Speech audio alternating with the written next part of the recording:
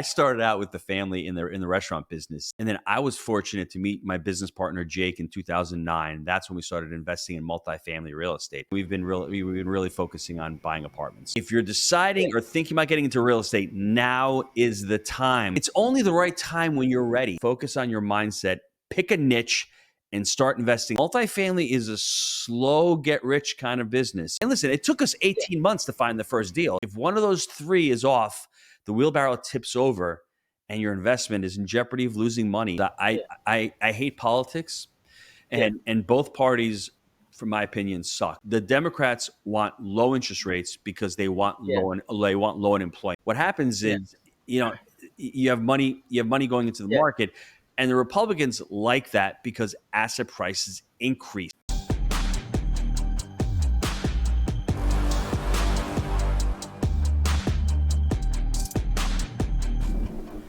Welcome to the New World Podcast, where we delve into the ever-changing and accelerating pace of global change and its impact on our lives. I'm your host, John Paul Flores, broadcasting live from the New World Studio.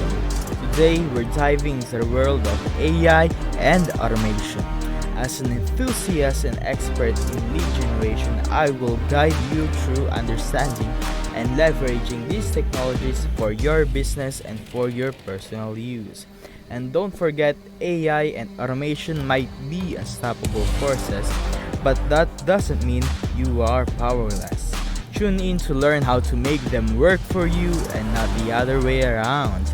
But first, let's meet our guest.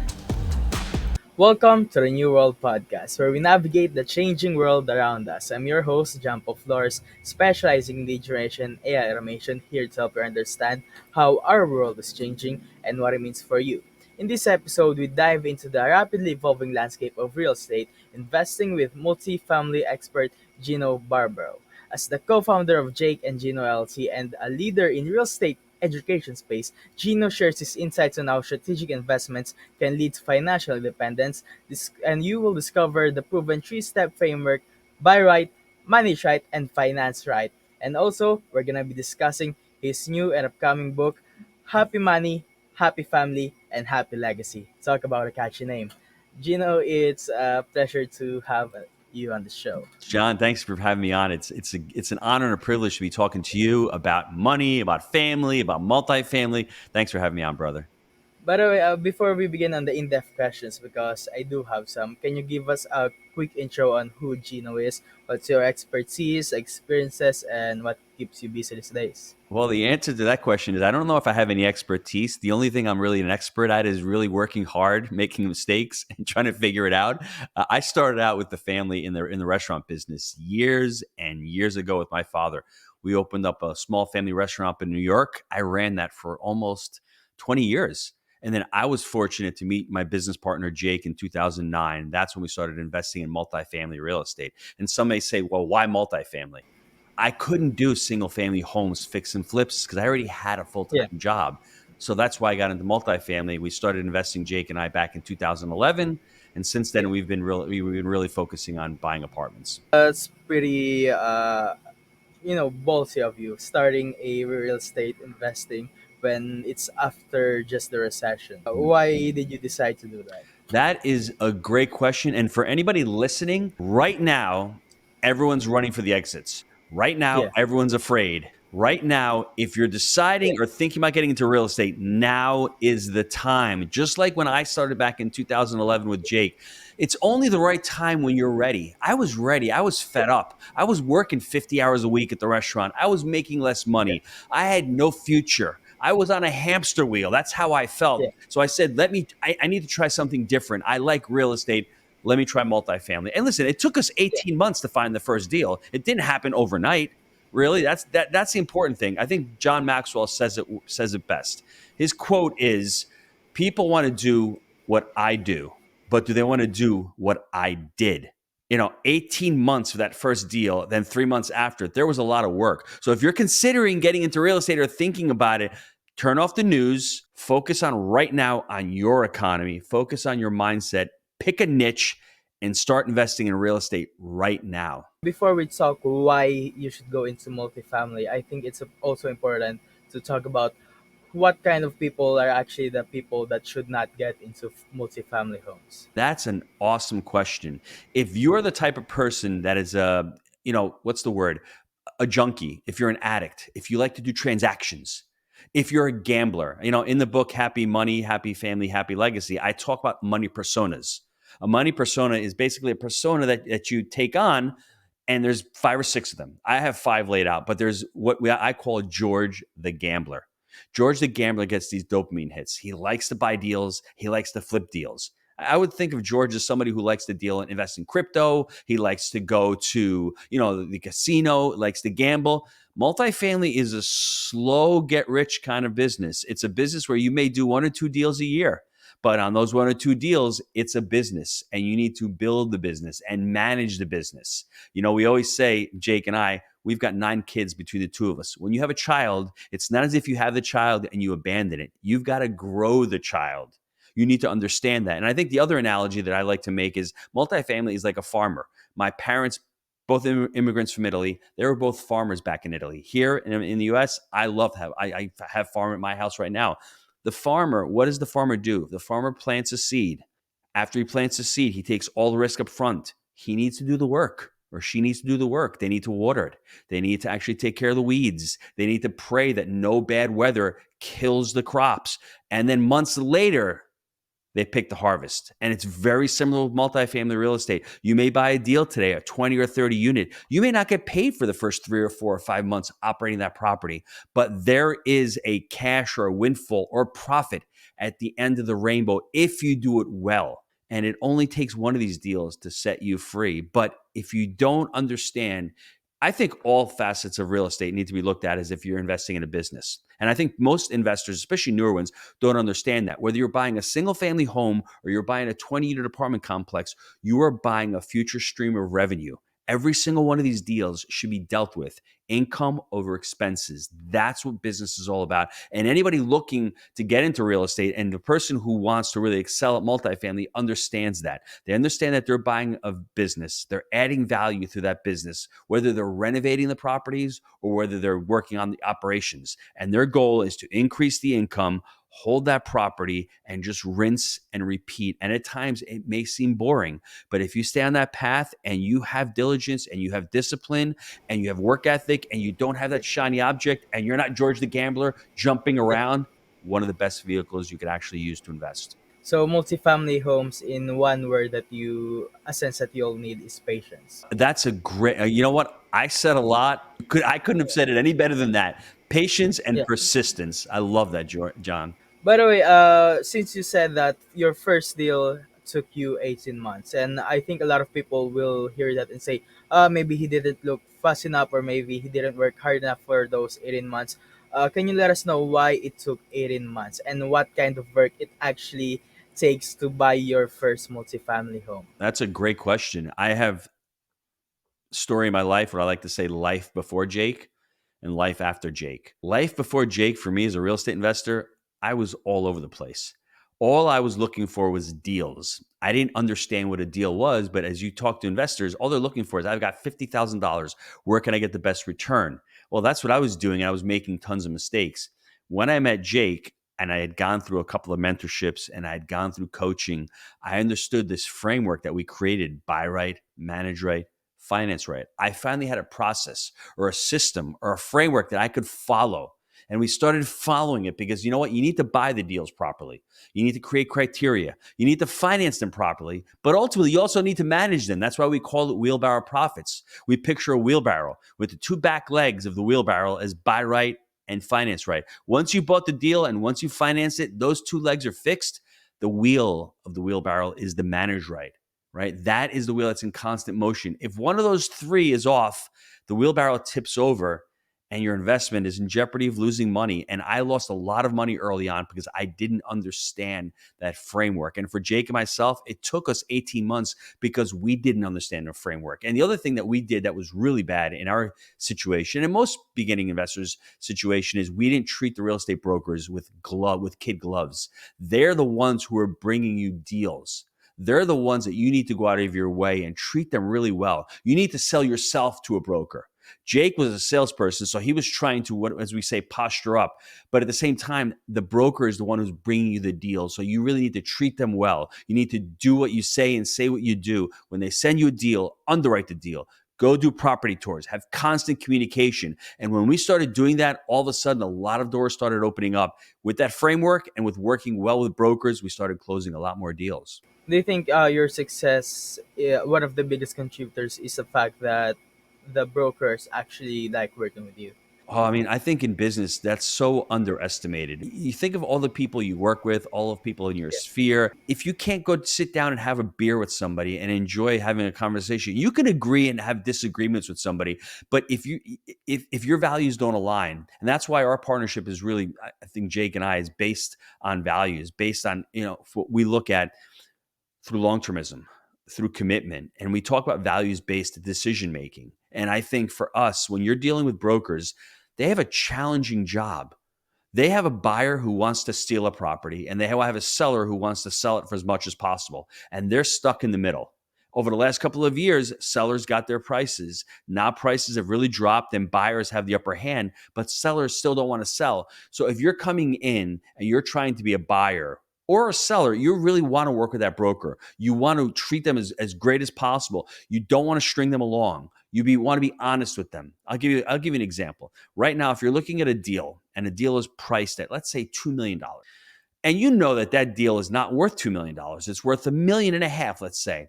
There's a couple ways you can go at it. You can go to the broker and say, I'm going to put in this offer, $1.5 million. I don't care what you say, just put it in.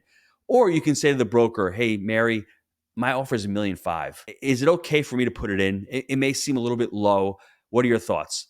Now you're giving Mary the respect because that low offer getting put in by the broker may insult the seller. Now this is different than residential. Commercial is a lot different. In residential, lowball offers are happening all the time. And I'm not saying they're not in commercial, but if you want to maintain a really good, solid relationship, you're showing that broker respect. The broker, Mary, may say, you know what, let me put that offer in. Mary puts it in, the seller may say yes or no, but it really is that relationship. And when a broker sends you a deal to underwrite, get it over back to the broker. Don't waste their time. Make sure that you're prepared when you go on property tours and make sure that you get back to them as quickly as possible with a response. I think people don't notice this a lot, but your brokers also need to save face with Yes. the sellers of the houses. So I Mhm. think, as you said, you should not just put on an offer that is lowballing the seller without first asking for permission from the broker itself. John, let me give you a quick example of that and why this might work in your favor. Let's say that Yeah, listing's been on the market for 6 months and that seller knows that it's overpriced, but yeah, the seller, I mean the seller's broker, but the seller doesn't want to know anything about it. If the seller's broker gets a lowball offer, they may use that as leverage to go back to the seller and say, listen, your price is crazy. I keep telling you it's not worth $2 million. Let's drop the price. So maybe the seller's broker may want you to put in a lowball offer. That's the thing. But if the property just came on the market and you put in a lowball offer, it's going to make that seller look bad. And they're going to bring it back to the seller. The seller's going to say, no, get lost. So it's really, having to understand the nuances of the business. It's really having a good relationship with the seller's broker because the seller's broker may know that that seller's motivated. So a lowball offer may work really well, or the seller's broker may say they're just fishing for a price. So a lowball offer may not work. So understanding that and having a good relationship will help you get deals in this business. on your first 18 months, do you also look for other type of real estates, maybe single family homes, or did you just at the start wanted to start with multifamily homes? Like I said, life before Jake was crazy. And anybody listening to this, please just pick a niche. If you want to Yeah, do single family homes, great. If you want to do, RV parks, if you want to do mobile home yeah, parks, self storage, I started out 20 plus years ago. I bought a triplex. I loved it yeah, because I loved the residential aspect of it. People need a place to live. But then after that, I lost my way. I went and got into a mobile home park that I knew nothing about. And then I did a commercial building, which was mixed use. I knew even less about that. I needed to say time out. I mean, I'm working full time here. I can't fix and flip homes. I need to buy something that, whereas multifamily, you have multiple units in one location. It's a lot easier for you to manage because they're all located in one area. You have economies of scale. It's scalable. So I said, I don't even want to look at single family homes. Let me look at something that has multiple units on one parcel of land. But the kicker was, let me give myself some time, select one market, become an expert in that market, understand who the brokers are in that market. And if you do that in any niche, you will become successful. In your opinion, because I know you've coached a lot of real estate investors from the start, or maybe they're in the middle of their career, or maybe at the highest of echelons. At what point do you think it's necessary or advisable for somebody, maybe number wise, maybe once you have this kind of revenue or you have this kind of numbers of apartments, at what point should someone consider either going full time on real estate, quitting their jobs, or hiring a property manager who can actually manage these apartments? That is a great question. I'll break it up into two Yeah, answers because the first answer really is about property management. Now, Jake and yeah, I, we didn't know any better. So on our very yeah, first deal, we managed our property right out of the gate because Jake wanted to leave his business. He wanted to leave yeah, his pharmaceutical job. So for him to yeah, do that, what he did is he earned property management fees. yeah, So instead of paying the property manager 10%, he was collecting the 10%. So if you're looking to do that and replace your W 2 income, maybe you manage properties. And then at some yeah, point, if you want, you can start scaling up and then you can go find third party property yeah, management. And then after about 300 or 400 units, you can bring it back in yeah, house. There's no right or wrong answer to that one. But if you're looking to quit your W 2 and you want to bring in property management in house, great way to do it. Now, as far yeah, as leaving your W 2, I may be a contrarian on this. Most people say you need to burn the ships and jump in right away. What I did was when in 2011, when I started working with Jake, like I said, it took us 18 months to find the first deal. But what I did was I continued to have the restaurant. So the restaurant was continuing to fund my lifestyle. And as my real estate portfolio grew, all the profits, all the refinances, all the cash flow went back into buying more deals. So I was able not to use the money from the real estate to live off my lifestyle. I was using my W 2 job, or in my case, the restaurant, to continue to pay for my life. All of the money from real estate went back into real estate. And then within 5 years, in March of 2016, I had enough cash flow every month coming in. I had some refinances that we were pulling equity out. I left the restaurant. And for anybody out there, what is your burn rate? Think to yourself, what do you need to make every month as far as cash flow? Is that number 10,000? Is that number 20,000? I know for me, I needed between $10,000 and $15,000 a month to replace the income from the restaurant.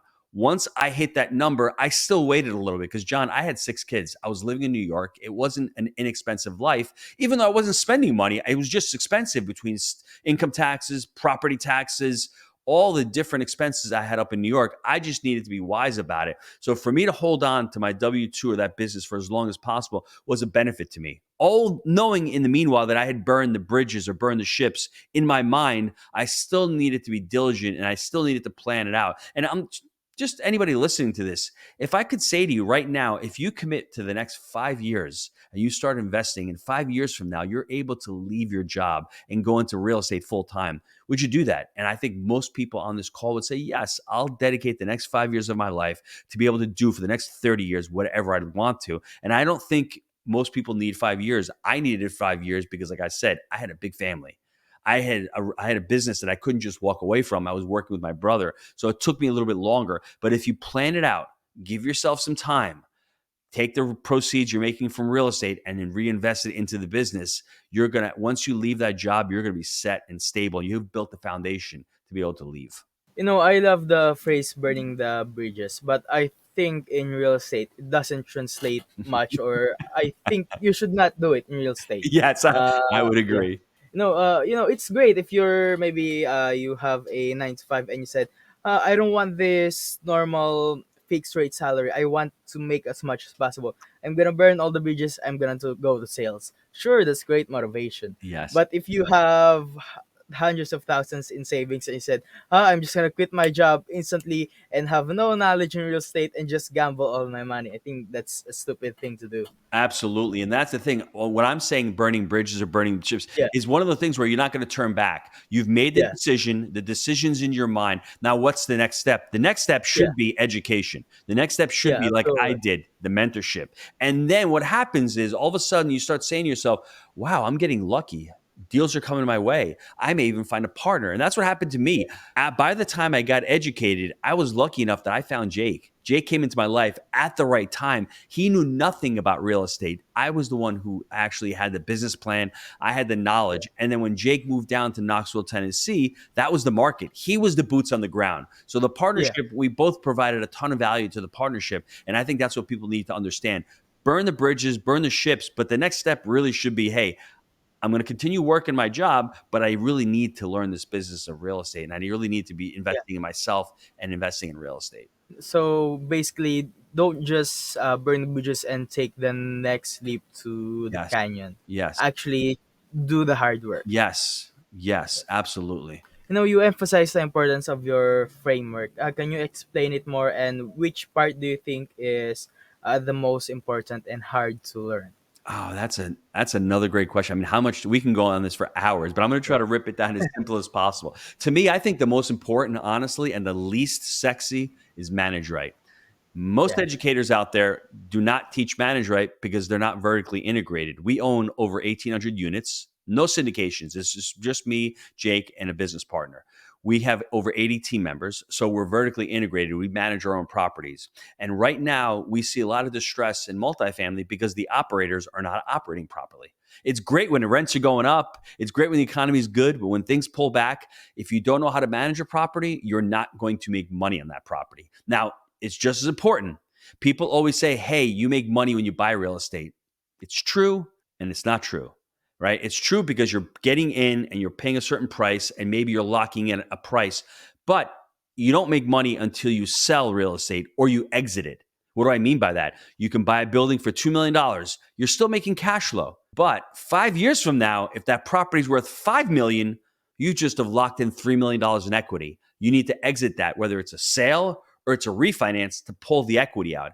And how do you do that? You do that by managing the property properly, by having systems, by having people and culture in that organization or an organization that you hire. So the buy right criteria, and this, as you're thinking about this framework, John, I want everyone to listen to this. You can use this in any venture in life. If you're looking to buy a self-storage facility, if you're looking to buy a single family home, if you're looking to buy a business, you need to buy it right, you need to manage it right, and you need to finance it right. If you're buying a business or a multifamily, what is your buy right criteria? What market are you going to invest in?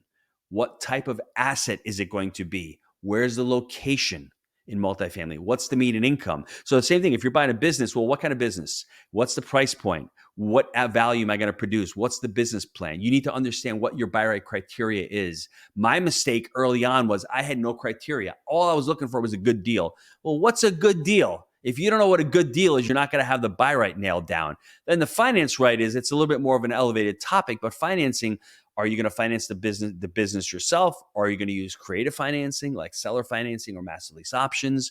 Are you going to use community banks, credit unions, or are you even going to use seller finance? I mean, are you going to use syndications using other people's money? Those are two pillars that everyone focuses on because they're sexy. But to answer your question, that manage right, and we teach it. It's one of our pillars. We love it because I think people, once they understand that, hey, I don't need to buy thousands of units. If I can buy a couple hundred really solid, good units and build on that foundation and really build up the cash flow and build up the operations from those couple of units, 100 units, that's all you need to set yourself free. I think the great thing about what you said is why, and why you should be hyper specific on setting your criteria. And I Mhm. think a lot of people who starting out in businesses doesn't have this locked on. They say, "Hi, I want to start a business. What kind of business? Mhm. What industry? How long do you plan on owning that business?" So I think the fact that they're not specific on their goals makes them not physically and mentally able to see the opportunities coming on them. John, it's interesting. When we go to Yeah, school, high school, college, No one teaches us about finance. No one teaches Yeah. us about business. You just said something really important, the exit. Yeah. When you're buying a business, are you going to hold the business for the next 10 years or 20 years? Yeah. Or are you going to exit in 2 years? The business plan, the buy right criteria, managing that business, financing that business, it looks a lot different if you're owning something for 2 years versus 20 years. Get clear. Peter Drucker says it best. If you can't measure it, then you can't manage it. That's why KPIs and manage right in this framework is important, because you need to manage every aspect of your business, from the buying of the business to the managing of the business. That's fantastic. And in multifamily homes, what are the ways to actually make money? I know you said when you buy low and you can sell high or finance it, the equity. What other ways after you actually buy it can you make money? Multifamily, the biggest metric or the biggest thing that you're looking to do is to increase NOI, which is net operating income. When you're looking at a property, it's income over expenses. Now, traditionally, over the last 5 or 6 years, the way people have made money is they've gone into properties that are in distress. They need work. They fix these properties up. They increase the income because they increase rents. As rents go up, your net operating income goes up. And it's based on the value of the net operating income. So if your net operating income is $1 and you increase it to $2, all of a sudden you've doubled the property. That's the focus. The other way to make really a lot of money in this business is your expenses. I mean, the expenses, if you can drop $1 in expenses, that dollar goes into your pocket. So you're going through operations. So two big ways that people make money in this business is there's valuation through that renovation where you're increasing the income, or valuation through the operation. So you're really focusing on operations and making things more streamlined. That's how you make money in this business. And ultimately, the way you exit or sell the business, you can hold the business for long term. You'll make a ton of money, or be cash flowing. But as operators, we tend to either want to buy that 20 unit and then all of a sudden you've outgrown it 3 years later. And hey, I'm going to sell out this property and I'm going to trade up for a bigger property. Or hey, I'm going to refinance the property. You pull equity out through a new loan, and then you go buy another property. And I think one of the biggest ways that people make money in multifamily and real estate is through cost segregation, through depreciation methods. I mean, when you hear billionaires like Trump say, hey, I don't pay taxes, it's because the tax code was written to stimulate behavior. The government knows that they cannot provide affordable housing, so they set up these amazing tax benefits for multifamily investors, for single family investors. They set up these benefits, and if you can go out there, understand the tax code, and start investing in these properties, that's another amazing benefit that you have when you're investing in multifamily. And I think the last thing that I'd say about really the way you make money with this business is if you're buying properties and you're adding debt onto the properties and you're paying the debt down over time, 3, 4, 5, 6, 7 years. Think about it. What's your rent today? If you rent $1,000 today, 5 years from now, it's not going to be $1,000. It'll probably be $1,200. Well, your rent's gone up in 5 years. So you're a hedge against inflation. As those 5 years are going, who's paying the mortgage for you? Your renters are paying the mortgage for you. So not only is your debt decreasing, but 5 years from now, your debt's still at that price point. The dollar has gotten so much weaker. So you're paying with cheaper dollars into the future. So if you really wrap your mind around cash flow, appreciation, principal pay down, tax benefits, you can see why real estate is one of the best vehicles to create massive wealth if you have that word you said early on, a little bit of patience. What I like about especially real estate investors and the big people in real estate is they didn't go to this traditional school on how to real estate 101. I think, in my opinion, great business people are not just highly educated people. They're highly educated people in their field that made so much mistakes that they actually know where the landmines are. Mm. I agree. And I would add to that, smart people learn from their mistakes. Yeah. Wise people learn from others. I wish I was Yeah. wiser at certain times. I've learned a lot from my own mistakes, but that's why Yeah. we created the Jake and Gino community back in 2016. Because when you start teaching a subject, all of a sudden you start becoming much better as an Yeah. investor. I do a podcast every week with thought leaders, entrepreneurs, Yeah. business owners, and that's how you learn. You learn by saying, I'm not an expert. I need to humble myself. I need to learn Yeah. because there's so much to learn in this business. And if you've been in it long enough, you've made enough mistakes, you can see what's going on. Everyone over the last 2 years is telling you that inflation's under control, the economy Yeah. is great. Inflation is not under control. We are in a recession. You saw the jobs report. I know because I've been through it. So it's Yeah. important to be through it and to have an open mind and not to be told and to say, hey, this is what they're saying. Do I believe it or don't I believe it? So you need to have Yeah. some experience, and you need to have mentors. You need to have people out there that'll help you, guide you through this stuff. To be honest, I've never watched the news for the past 2 years now. You're lucky. I don't know why. You're not Every missing time you much. watch it, yeah, You're not you're missing just much. stressed. That's the point, and it gives you this view in the world where it's not actually the real view of the world because you haven't actually saw it in your own eyes. And that's interesting because the Yeah, problem with when you're investing, you want to get some kind of data, but everything is yeah, so skewed. Like the jobs report came out 6 months ago. They said they created a million jobs. Well, they overestimated by 800,000.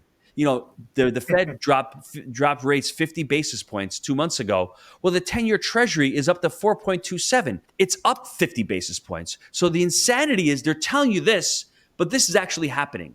And how do you make decisions based on that? And so the neophyte yeah, investor is like, well, I'm not going to invest in real estate because interest rates are high.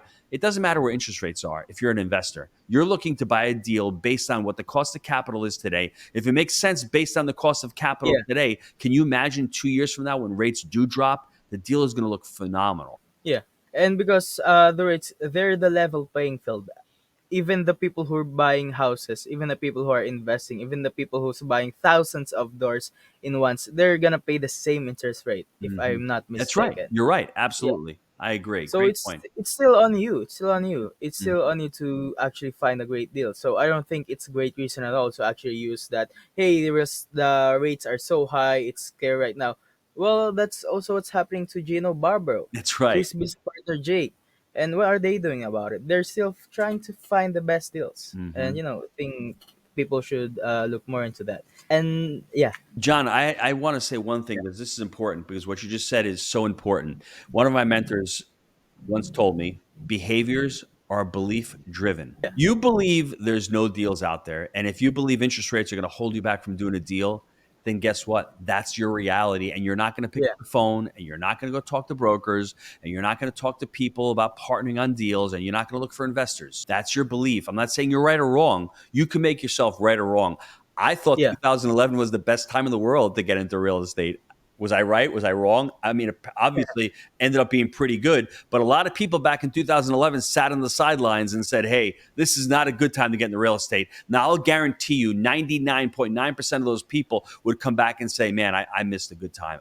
I missed the yeah, market. So it really comes down to you. Your behaviors are belief driven. If you think you can yeah. do it and you think this is the time, then you will succeed. Let's talk more about your book, Happy Money, Happy Family, Happy Legacy. Your fifth book, besides the cooking book that you have. Why Happy Money, Money, Family, and Legacy? We interviewed a gentleman named Ken Honda, and I would check him Yeah, out for everybody. He wrote the book Happy Money, and he challenged me after the podcast was over. He says, you should write a book on money, properties, and legacy.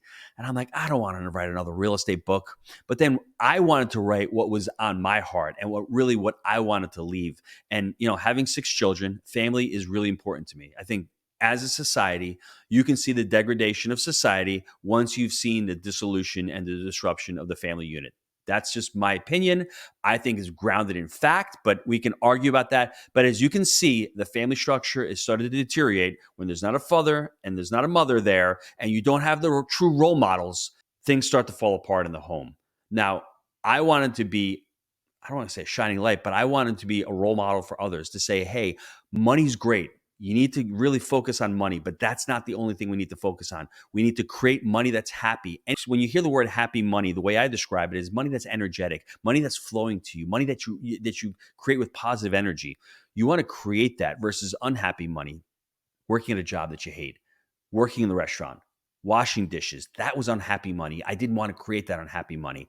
I wanted to create that, and then I wanted to create the family component. Running a family is very similar to running a business. Once you understand those two components, the legacy components for later on, why are we doing all this?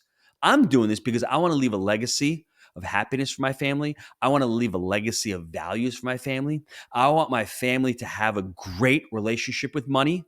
I want them to use it for impact. I want them to use it as a tool. That's why I wrote the book. And I think if people go out there and understand their relationship with money, that's what I talk about in the book a lot. What's your relationship with money? What's the one word you use when talking about money? For me, years ago, it was fear, it was uncertainty, it was scarcity, it was even freedom. Well, if I'm looking at money as a way to get freedom, if I don't have it, what's the relationship with it? So understanding your relationship with money, going back when you were a child, what did you hear about money? What did your parents say to you? My parents, save for a rainy day. Immigrants, don't take any risks. We can't afford it. That becomes your money blueprint. And I'm not saying it's good or bad. Just understand what your relationship is. And with more importantly, your relationship with your spouse, because you're both coming from different families, different backgrounds, different ways to look at money. One of the biggest causes of divorce is fighting over money. If your wife likes to spend money and you like to save, there are going to be a lot of discussions and arguments. Just find out why she likes to spend money. Understand why you like to save money. Talk about it openly, honestly, and more importantly, make sure you're transparent and honest with your kids, because you don't want to damage your kids. You don't want to leave a legacy of your kids having a terrible relationship with money and not understanding what money really is. It's just a tool. It's just a result. And I think if I can do that and help parents and help families to take a better view of money, because for me, families with financial intelligence can change the world for the better. If we have families that understand finance and understand money, they're not a slave to the system. They can opt out of the system. They can create autonomy for themselves and help create autonomy for others. That's the world that I want to live in. I love the fact that you focused on family and not just solely for money. Because I think there's Mhm. no this not my opinion. I think this is the fact in the world. If there's no family, there's no shame. Because who would you be shameful for? Mhm. There's no shame. There's no morals. There's no morals. There's no God. If there's no righteous people, there's no people who will trust others. And if there's no trust, there's no society. And I think it roots with the family, as you said. And I John, love that. one thing I like to mention to people, because people are always Yeah, asking me about money. Is money evil? I think money, absolutely not. yeah, money does not corrupt. Power does not Yeah, corrupt. Money and power reveal. So if yeah, you are a jerk without money, well, guess yeah, what? When you make money, it's just going to amplify it. That's what I think people have this misunderstanding about what's yeah, going on in society. Money, once you understand it, once you become financially free, it gives you the tools, it gives you the yeah, optionality to be able to do things. Now, if you're a bad person without it, you're just going to be a much worse yeah. person with it. No, I think one of the. By the way, I heard that on your YouTube shorts. Hey, you What like you said. that, huh? And one thing that I think is that the reason people try to make money evil in their eyes is that if it's evil in my eyes, then I won't feel bad if I don't have it. Yes, that's your relationship. You just hit it on the head. Yeah, You were told years ago that money's bad. We don't have it. So if you have money, and then think about yeah, that. If your thought process is money's bad, money's evil, well, guess what? Once you make money, you're going to sabotage yourself and you're going to yeah, lose the money, right? That's the important thing. And if you have a spouse that wants to get ahead and is saving money and is trying to do well with money, there's going to be conflict. There's going to be argument there. So all I'm saying is just sit with those emotions. Let those emotions yeah, come out. Go back yeah, and really ponder what happened, what you learned. And yeah, it's not right or wrong. Just make sure you expose it and make sure that if you yeah, want to continue to live that mindset. yeah. And because you've mentioned mindset, I think every entrepreneur who wants to go into any kind of business, real estate, start a restaurant or whatever, try to sit down with yourself, go look in the mirror, and try to analyze your beliefs, because the fact is your beliefs will have a huge effects on how you actually approach business. Yes, absolutely. I love that. In your opinion, do you think everyone should just go into multi-family, or they should first try different kinds of real estate before locking into one niche? That's a great question. It really depends upon your goals. If Yeah, you're just looking to buy one house for the next year, 10 years, and get one house a year, and that's what your goal is, and you want to retire after 15 years doing that and pay down the mortgages, nothing wrong with that plan.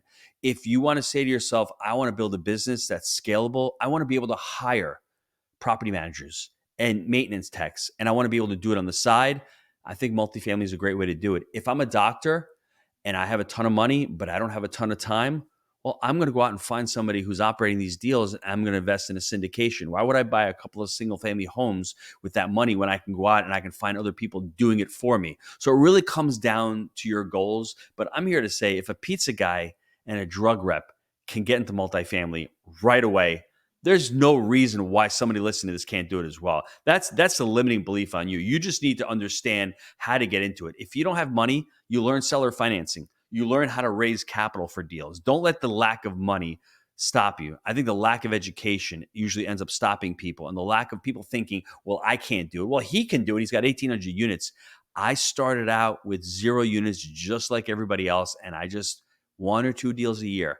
And before you know it, you look back 10 years from now and you're like, I have 1,500 units or I have 600 units. It's amazing, the journey. I think having the education and actually having the confidence to actually pull the trigger is more important than having the most bullets out there. Oh, yes. Yes. And by the way, what kind of people should you network with if you're in real estate? You said you should have a great relationship with your broker. What type of other people should you network with in real estate? If you're getting into real estate, there's 2 things Yeah, that any real estate investor should be doing.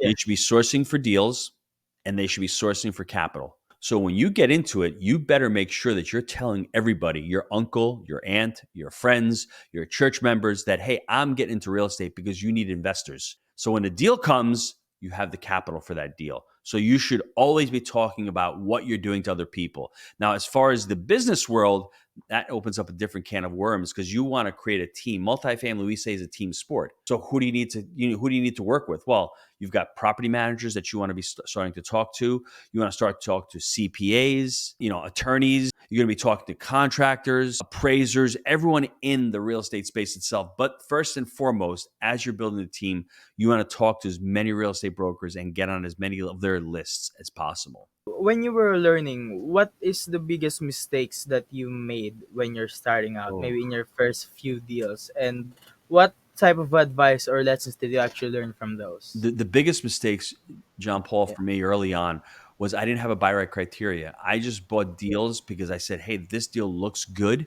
And I didn't understand market cycles. So I bought at the wrong part of the market cycle. I yeah, bought in a bad market that had no job growth, that had no population growth. I yeah, bought an asset that I didn't understand what commercial leases were. So I said, hey, I can yeah, just buy this property. I didn't understand the asset itself. I didn't understand how to create value. And you said this earlier on, your exit strategy. I thought I'm going to buy this deal and yeah, hold this forever. Where in reality, that's not it. You need to have a plan. You need to be able to yeah. know how to exit this asset. Those are some of them. I mean, there's been a ton, but those are some of the really highlights. How does your exit strategy actually affect it? Oh, Because I'm just curious about that. good question. So in commercial real estate, loans Yeah, are 5, 7, 10-year terms. So at a certain point, the debt matures. It's not like a residential property. We may have a 30-year mortgage that's amortizing at 30 years. It's fully amortizing. In commercial real estate, it could be a 25 or 30-year amortization, but it's yeah, not amortizing. It's not, going for 30 years. The term is much shorter. So after 5 years, it may balloon where the payment is yeah, due in total 5 years, and or it may just reset. So you need to understand that. And the other component is in certain assets, you may want to exit it early. So yeah, if you're buying debt for longer term and you have a big prepayment penalty, you're not going to want to put a deal with prepayment penalties that are heavy if yeah, you're looking to exit after 2 years. So coupling the exit strategy with the type of financing you're going to get is really important. That's why understanding the financing and exit strategy are so yeah. important.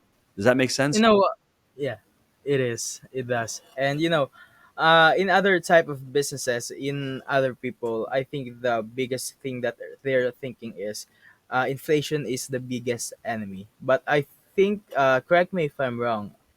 For real estate, it's your biggest ally because maybe your rent increases, your price increases the value property, but the mortgage stay. hmm John Paul, this is a tough question for me because Yeah, I hate politics, yeah, and both parties, from my opinion, suck because yeah, when you talk about inflation and you talk about jobs, you talk yeah, about low interest rates.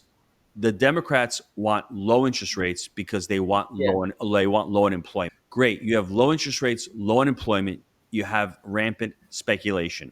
What happens yeah, is, you have money going into the yeah, market. And the Republicans like that because asset prices increase, right? Yeah. That's what ends up happening. So for me, I hate that because at one point you're trying to help the middle class, but with that Yeah. policy, you're not helping the middle class. You're hurting the middle class and you're helping asset owners. And when there's inflation, what happens with inflation? Hard assets over the long term inflate. So people who own assets are the ones over time who get rich. And Yeah. to your point, if you have $10 million worth of debt today, in 10 years from now, that $10 million of debt is really worth $6 or $7 million in Yeah. true money. So you've inflated out of that. And then on top of that, you've kept up with inflation because the rents have gone up over the long term. Yeah. That's why it's such a wealth, compounder over the long term. So when you Yeah. hear both parties talking about it, they're both doing a disservice to what's taught with the inflation, the gap of wealth. Because at one point you're trying to help the middle class, but at the other point you're printing all this money, and all you're doing is creating inflation, which really Yeah. ends up creating a result in prices rising. Although other prices rise, wages rise, rents are rising as well. Yeah. No, but I think I love the fact that you went into politics. But without the politics, if you're just a property owner, do you think inflation is your friend? Absolutely. Politics over, I always say politics over policy. The policy is, Yeah. it is a hedge against inflation. And I'll give it one more. Yeah. Multifamily, in my opinion, is a basic human need: food, Yeah. clothing, and apartments. And it's something Yeah. that I call cycle resiliency. People will always need a place to live. There are less people Yeah. buying homes right now. It's actually cheaper to rent an apartment Yeah. nationwide than it is to buy a home. I think nationwide it's like $3,700 a month for rent, mortgage, taxes, insurance to rent to buy a home, as opposed to renting, which is around 3,000. So the Yeah. demographics are showing that there's more people renting homes. Number two, people are getting married later, having less kids, so they don't Yeah. need to buy a home earlier. So they're putting off that home purchase. Number three, you have the baby boomers that are selling their McMansions and downsizing to an apartment. So all of the demographics long term are looking to say, hey, and it's attractive to rent. If you don't, Yeah. if you can live from home in Texas but work remotely in California, that's what people are doing. So why own a home? You can move every couple of years. You don't have to Yeah. live in any one location. So it's really a great way. I mean, to me, it's if you're not looking for a stable place to live, you don't have any Yeah. kids, it's a great way to live. Personally, do you like to change houses as well? I do Or not. I've been in this house for yeah. 7 years. Like, hey, listen, we got 6 kids. To move 6 kids, to move the furniture, it's a lot. That's So when I chaos. buy, I want to stay. What advice would you give to anyone who's starting, especially in multifamily? Well, it's going to be a little self-serving, but for me, listen, if you don't want to join Jake and Gino, go out and find a community that's going to coach you one-on-one, that's going to help you find deals, that's going to help you underwrite deals, that's going to help you manage, because the investment upfront is going to pay dividends down the road. Because whatever you learn today, you're going to be able to hold on to for the next 10, 20, 30 years of your life. And the second thing is, right now, there's not a lot of deal flow. Just have a little bit of patience. The deals are going to come back to the market. It's called the market cycle. There's the ebbs and flows. And the other thing I would say is, if you're willing and you're open and honest, look for a partner. If you can find somebody to partner with, being an entrepreneur is lonely. It can be boring sometimes. You can be full of fear sometimes. If you've got somebody to go through that journey and it's taking the punches with you, listen, my business partner, Jake, I've talked to him 3 times already. Sometimes things are rough. I've got somebody to talk to. And I've got somebody that I can actually lean on. And I got somebody that I can get advice from. If you're looking and you're afraid, go find somebody who wants to do multifamily and see if you can partner with them. In terms of education, because you said it's one of the best or most important parts in your journey, what books would you recommend people read, and which people should they listen to? So for real estate specific, I would just go to Bigger Pockets. If you're just starting out, they've got a ton of free resources. They've got a ton of books. They've got a great platform, great forums, answer questions. But the problem with getting free education, there's no implementation. So education is great, knowledge is great, but once you've got that, the next step is to implement it. And how do you do that? You need somebody to show you how to do that. That's the reality. Knowledge is everywhere. It's knowledge and then action. As far as other books, other people in the real estate space, I would stay away from the real estate space because you can Google anything. Read Mindset by Carol Dweck. Read The Psychology of Money by Morgan Housel. Great book on mindset. And one of my favorite all time is Stephen Covey's The Seven Habits. I just love that book because really it comes down to behaviors, beliefs, and that will help you when you become an entrepreneur. You need that more than the multifamily. Anybody can learn how to invest, cap rates. That stuff we can teach you. But as far as the mindset goes, those books that I've mentioned really helped me out a lot on my journey. That's an amazing advice. I like the book mindset because it actually not only gives you faith on why you should actually try and learn, it gives you the science of it as well on Yes. how it actually works. So Mhm. you don't have any kind of procrastination yourself that maybe they just believe that it worked for them, so that's why it worked. No, it is actually a process that you can replicate on a science basis. So I Mhm. think that's one of the best part of that book. I love that. And I think one of my final questions is, as automation gets better, the demand for the how do you say this, middle skill workers becomes lower and lower. Mm. So the demand is gonna stay with the high skilled people and the lower skilled people. What effect would that have for multifamily homes? That is a great question. Right now, it's still a little bit more expensive than VAs, Yeah, the price of automation, but it will come down. But I yeah, just want people to understand multifamily is a people business. You still yeah, need people in the office to get up yeah, and greet somebody. But automation, AI, as far as creating customer journeys, yeah, customer experiences on the back end, they can do that. They can do scheduling for you. They can do property tours for you. There's a lot that AI can do for you. yeah, But just remember, you can probably, instead of having, let's say, 10 people on the payroll for property yeah, management, maybe you can get 8 or 9. It's still a people person. It's still an experiential experience, but automation is in there right now. I'll give you a quick yeah, example. When you onboard somebody, you're using these email automations. You can have that whole customer journey laid out as far as yeah, when they get on board, when they renew, surveys, yeah, reaching back out, texts, eviction process, all of that can be done with AI, and it's yeah, important.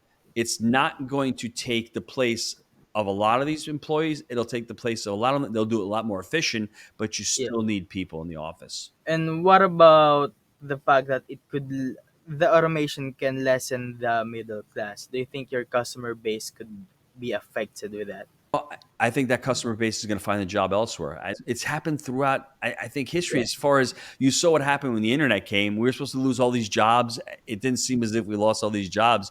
I just think they're going to get displaced, and they're going to go. yeah, They're going to find work elsewhere. You've seen it. What's going on with Upwork, with Fiverr. yeah, I think people, the gig economy, as far as DoorDash and Grubhub and working at these Amazon warehouses, I think those jobs start shifting. The gig economy yeah, becomes real. So I don't see yeah, it as a negative. I see it as a positive where people who yeah. want to go into business and use it in their own businesses, they can save money. They can make money as well. I love the fact that I throw this kind of end of the world things on you, and you find a way to make it positive. I think that's one of the mindsets that people should genuinely try to aspire to.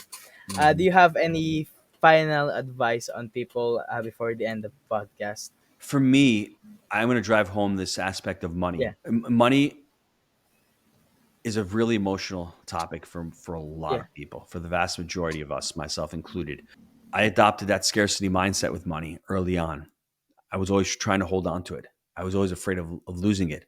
But why was that? Once I understood the abundance mindset, yeah, I have to say to yourself, well, Gino, you had one restaurant for over 20 years. How is it with Jake? In 5 years, you accumulated over 1,500 apartment units. I finally got my relationship with money on a healthy footing. I finally understood that I didn't need the whole pizza pie. I could do with less of the pizza pie.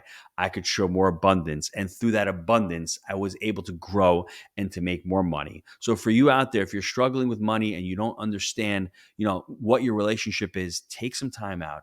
Do those readings, read The Psychology of Money once again. He really talks about money in a different way. He talks about investing in a different way. And I think that will help you out. So I want you to really understand what your relationship with money is and use money to create impact. Profit is the fuel, it's not the destination. that's amazing. And where can people find you? just go to jakeandgino.com. We've got podcasts, books, resources on the website. Awesome. And again, thank you for joining us on the New World Podcast. Thanks, John Paul. I appreciate it. That's all for today's episode of the New World Podcast. We have explored some fascinating topics with our amazing guests, shedding light on the upcoming new world. If you enjoyed today's episode and today's discussion and want to stay updated on the future episodes, don't forget to hit that subscribe button to the podcast. And if you found value on what we have discussed, please consider leaving us a review on your favorite podcast platform. Remember, if you have any questions or topics you'd like us to cover, or if you are interested in being a guest in the future, please feel free to reach out to me via LinkedIn or email me at john.paul@aicinix.com and add New World Podcast, all capital, in the subject line so I can see it. I always love hearing from our listeners. And don't forget to check out our amazing guests. You can find more information about them by the contact details we provided earlier. Again, thank you for tuning in on the New World Podcast. I know your time is very important and I try to always make the next episode better than the last. Until next time, keep learning, keep growing, keep innovating. This is John Paul Flores signing off from the New World Podcast.